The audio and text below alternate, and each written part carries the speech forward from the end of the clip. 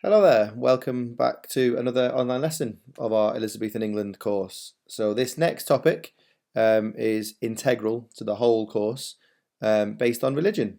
So this lesson now is going to be another part one of two, looking at the religious settlement. What did Elizabeth do in her country to settle the problem?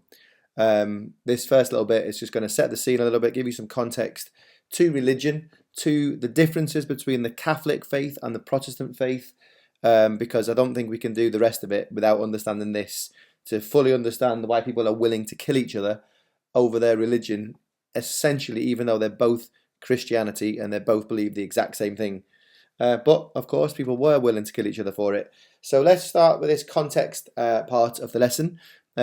What's the difference between the Catholic and Protestant churches? Okay, so just a little recap, just to remind you of where we've been over the last 20 years or so. We started off with Henry VIII, who makes himself Church of England, makes himself the head of the Church of England so he can give himself a divorce from wife number one. Although the services in the Bible, in the church, remain in Latin.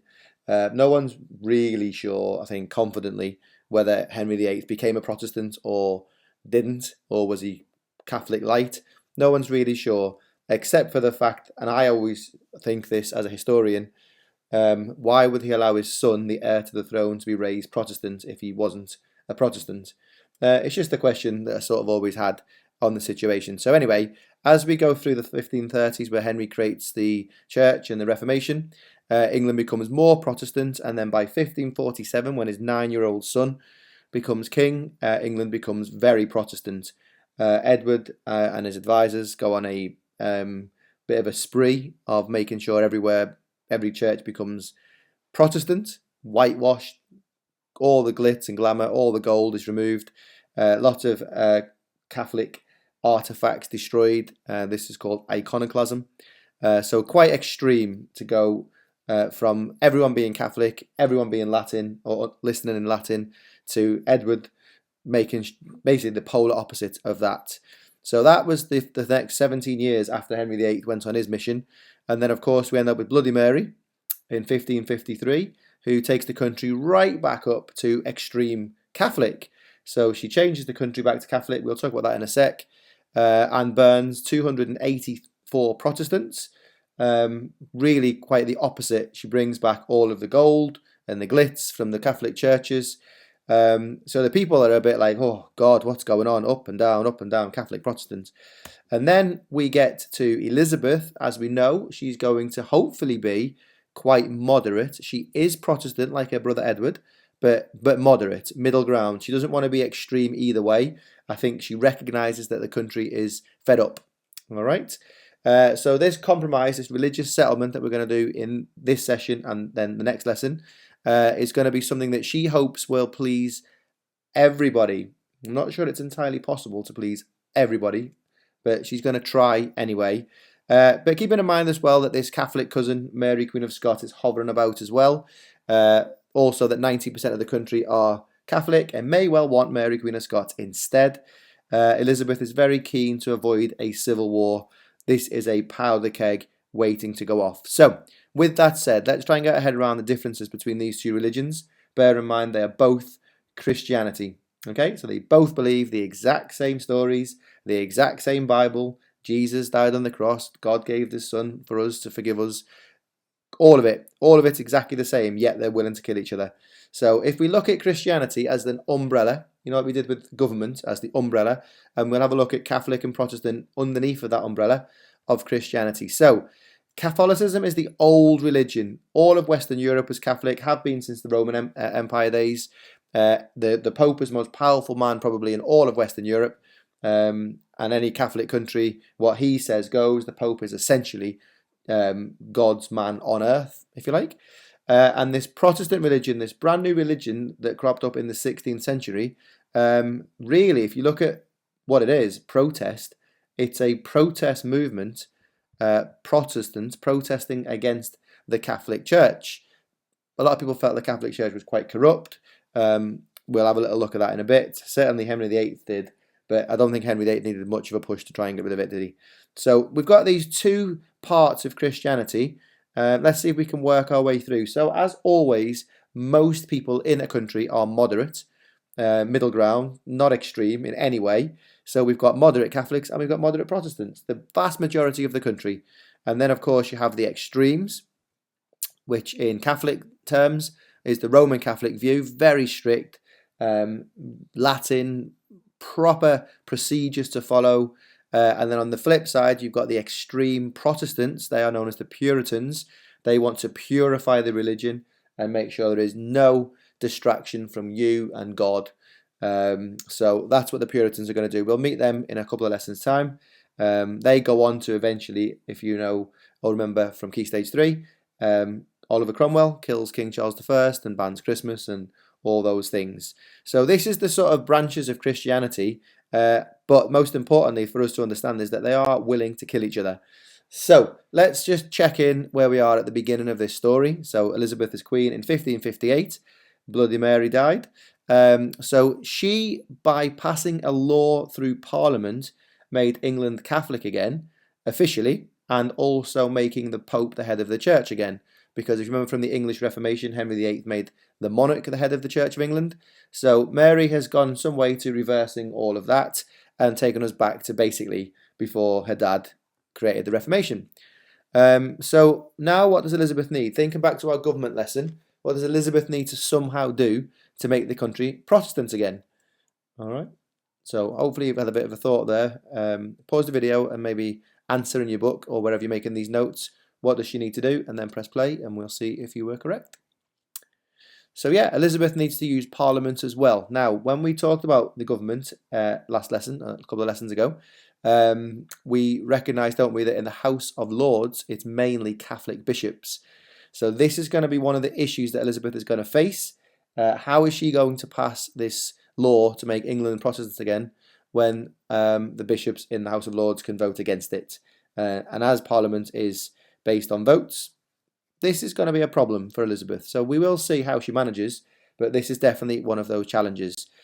Okay, so for those of you that can't remember back to Key Stage 3, why the Reformation is so important, let's just have a quick recap. Bear in mind, this is what people in England at the time are worried about. Remember, many of those Catholics don't believe this Reformation was legitimate. They don't believe Catherine of Aragon was ever divorced, so therefore everything after that never happened in the eyes of many of the Catholics. So let's just have a little thought, think back to what the Reformation is. So it literally reforms the Catholic Church, so changes the Catholic Church for many reasons. One, Henry believed the Catholic Church was becoming too greedy, and in many ways he wasn't wrong. It was richer than he was. As you'll see shortly, some of the pictures of the Catholic Church, they have got gold everywhere. And the premise of the Catholic Church, of any sort of religion really, is to be looking after its poor, isn't it? So Henry felt it was getting a little bit too greedy, a little bit too big for its boots. But remember, he was looking for an excuse because he needs a divorce to get rid of it anyway. He believed it was corrupt. Nepotism was common. So nepotism is when basically you put your friends or your family in positions of power. So he believed the whole thing was quite corrupt. So was going to put a stop to that. You know, this really straight down the line guy that Henry VIII was, never anything corrupt about him at all. It doesn't follow their own rules. So a lot of the monks were accused of having sex, the nuns perhaps as well, gambling and drinking. Basically, he felt that a lot of the people within the church were going against what they preached about. So they were hypocrites, basically. A lot of it, what Henry accused them of was lies, because he was obviously waging a war against the Catholic Church during the dissolution of the monasteries. But this is what Henry might say is why he reformed the Catholic Church into his Church of England. And then, obviously, the most important reason is that he wants a divorce. The Pope will not give him a divorce from wife number one because he doesn't feel that there's enough grounds for that.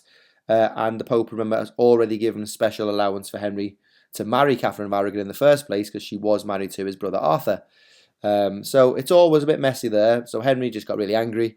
A little bit of influence, I think, possibly from Anne Boleyn, who whispered some ideas into his head, planted the seed of creating his own church. And well, as they say, the rest is history. So that's what the English Reformation was in the 1530s. And it sort of culminated in this religious roller coaster. Interesting, isn't it, that it was all his kids that was taking it Catholic or Protestant. Dysfunctional family definitely comes to mind. Okay, so why all the fuss? So what? Elizabeth would say, why all the fuss? I suppose it's hard for us today to see why there's a fuss because generally speaking, we're not religious, and we're certainly not as devout in religion as they were back in the Tudor period in the Middle Ages. So the fuss is quite simple, really. Religion is central to everything these people do.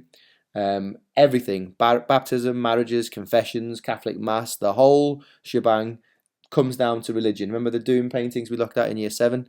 It's all about going to heaven. Ultimately, the end of it all is eternity in heaven. So everything we do while we're alive is going to contribute to where we end up afterwards. So it is important to them, you know. And if you are a religious person today, it is equally as important today as it was to those then.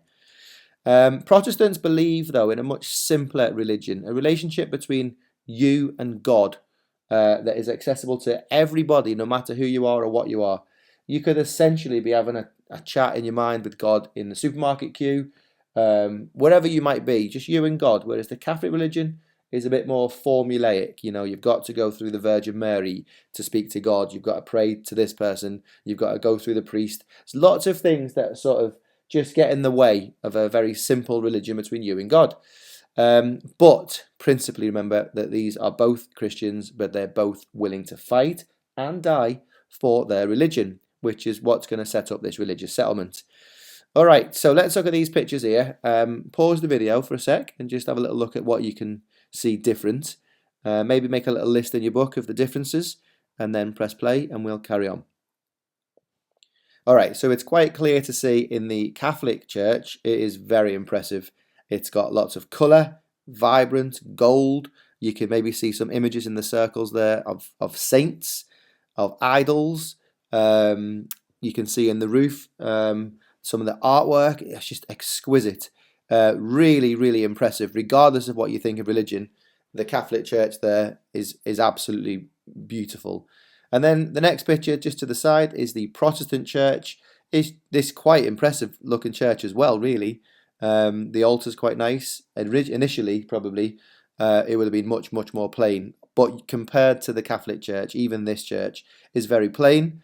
A white altar, a simple cross, and wooden seats. So that's the idea. We're looking for this idea of plain, not to distract us from our thoughts and from God. And the Puritans, as we'll meet them shortly, will want even more plain than what you can see in this image on the screen. So that's kind of what we're fighting about, really, one church or the other. Now, the church that Elizabeth is going to create next lesson is probably going to have to be some sort of hybrid of the two. Remember, she's going to try and please everybody. So in your book, please, can you just note down the following? These are just very simple illustrations of the two churches. So you're looking now at a graphic of the Catholic Church. So we'll reveal what each of these numbers represent, and then you can put them in your book or wherever you're making your notes. So number 1 is the altar. So this is higher up, just to remind everybody of the power of the altar. The priests are wearing highly decorated clothes. We will talk about those in a few lessons' time. There's a bit of a crisis, really, when it comes to that. We can see paintings on the walls. They might be Bible stories. They probably would be the Doom paintings that's warning all of these people that they better behave themselves or they're going to hell. Remember that 90% of the country are illiterate, so they can't really read, so pictures often helped in that situation. The stained glass windows, again, just an idea of just beauty. And on the table, the altar, you can see gold crosses and gold candlesticks and things like that. And then most importantly, probably, and this is one of the ways that you'll know if you're in a Catholic church or not, is if there's a crucifix. And the difference is of a crucifix and a cross is that Jesus is still on the cross, on the crucifix. So if any of your female relatives have got a crucifix chain, if Jesus is on it, then chances are that means they're Catholic or they just didn't know. In the Protestant church, you will just see a cross, and that is obviously to remind us that Jesus came back to life, didn't he? Remember Easter? So they recognise that Jesus is alive, whereas the Catholics, I think, like to remind people of the pain and suffering that Jesus went through for all of us by visually showing him still on the cross. So that is a very basic graphic of a Catholic church. And this is important, this context, remember, to the religious settlement Elizabeth's going to do, for you to understand what are the features of a Catholic church or Protestant church, but more importantly, what will be the features of her new religion. Okay, so when you're ready and you've written those things down, we move on to the Protestant cartoon. So straight away, it should jump out at you to be very, very, very plain. A plain table, a candlestick made of wood. It's just nowhere near as glamorous as the previous one. So again, note down what the numbers represent. Number 1, a plain altar table. Sorry, a plain table instead of the altar. Just this Protestant church, remember, is about being more level with God. Simple robes, no decorations at all, so whitewashed, or they use lime wash. That's one of the things Edward VI did when he went around the churches of England, is he lime washed them all. So next time you're in a church, you'll see if it's got white walls, chances are that was lime washed, if it wasn't destroyed at all during Henry VIII's dissolution of the monasteries. So the windows you'll see again are not stained glass. And number 5, instead of church-related decorations, you can see the royal crest, essentially saying that the monarch is more important in this place than anything else. And the priest obviously is robes. We'll look at that again when we do the vestment crisis in a couple of lessons' time. So it should be fairly straightforward for you to be seeing the differences physically in these two churches. But also you want to start thinking to yourself how people sat in a Protestant church who are Catholic may resent it. And that's one of the challenges Elizabeth is going to face. All right, so just a little reminder of the Catholic Mass. In order to go to heaven, you have to have Mass. Essentially, it's a time where you cleanse your soul of your sins, if you like. And the Catholic Mass is what we call transubstantiation, where the bread and the wine that you have at Mass magically transforms, so hence the word transforms into the body and the blood of Christ. So essentially, a Catholic believes that when they have their Mass, they are becoming one with Jesus. So it's kind of nice, really. If not, for those of you who are not religious, probably a little bit strange. So then the Protestant Mass, clearly, they're both Christian, they will still have the Mass, is much plainer. The bread and the wine is still eaten, but it essentially only represents the body and blood of Christ. It reminds us of what Jesus went through for us, and that's called consubstantiation. So the RE students amongst us will be able to recall that, hopefully. So the Protestant Mass is clearly, as everything else, a little bit plainer, less magical, less spiritual. It just reminds us that Jesus died on the cross for us. Okay, so these are again some physical differences in the two churches. Today in England, there are lots of different religions and lots of different churches. No one really bats an eyelid, do they? Back in the Tudor period, it would have been Christian churches only, and the different sort of versions of Christianity, if you like. So let's crack on to where this thing came from. Martin Luther. He was in Germany, and he was growing pretty sick of the Catholic Church in similar ways to Henry VIII. So he created this Protestant religion. So most people, remember, they can't read or write, definitely not Latin. So he thought that the church service should be in the language of the native tongue. So in England, it should be in English. In Germany, it should be German, and so forth. I don't necessarily think anyone would disagree with that, except if you're Catholic. This means that you can understand exactly what you're being taught or being preached to about. I feel like that's quite useful. So the Catholic Church, they obviously believe everything should be in Latin, the old language. Ordinary people just have to get on with it. Being what they're told is what God wants. The priest tells them.